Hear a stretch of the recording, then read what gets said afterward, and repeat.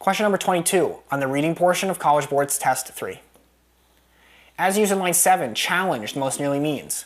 So, vocab question, identify the word in the passage, read around the word for context, come up with your own definition for that word, own associations, and then see which answer choice A, B, C, D, when you replace the word with that other word, matches the original meaning of the original sentence. Okay, so they jumped up like popcorn, he said, describing how they would flap their half-formed wings and take short hops. So, when a group of graduate students challenged him to come up with new data on the age-old ground-up tree-down debate. It's almost like, again, when a student challenges, not challenges your teacher like, oh, you don't know what you're doing, right? Or like challenging him on a point or arguing. It's like, oh, like see if you can come up with it. It's almost like it's a lighthearted challenge. It's in a way, it's an intellectual challenge that is beneficial. So when they challenged him, it's not like they actually said like, I challenge you to come up with an answer for this, but like, hey, professor, maybe you can come up with a good understanding of it. You seem to talk about and have some theories about how birds evolved. You have this understanding of how the baby birds flap. Come up with a new theory or new hypothesis. Maybe you'll be able to crack this one open. That's how I think of this.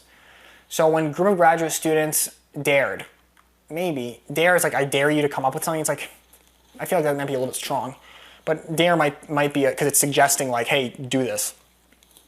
Required. Okay, well, so right off the bat, A and B, dared versus required. Dare means like, hey, I dare you to do this. Require, I don't think graduate students can require a professor to do anything. Require means like, you're gonna do it. A professor can require graduate students to do something. Hey, go do this experiment for me. That's a requirement. Otherwise, you're not gonna pass. But graduate students can't require him to do anything. So I don't like that, the extreme that goes along with required. Disputed with. So when a group of graduate students disputed with him to come up with new data, they're not disputing with him. They're not like saying like you're wrong.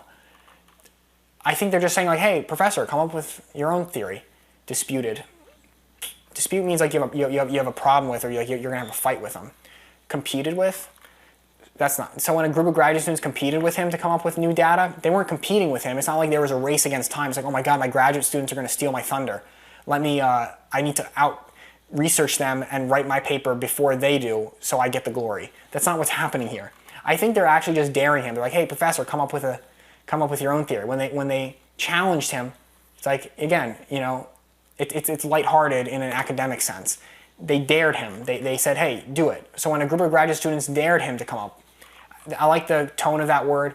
It's not that I would have picked that as the synonym, it's just I think it's the least bad answer. And it's the one that doesn't have the associations that B, C, or D has. The answer to 22 is going to be A.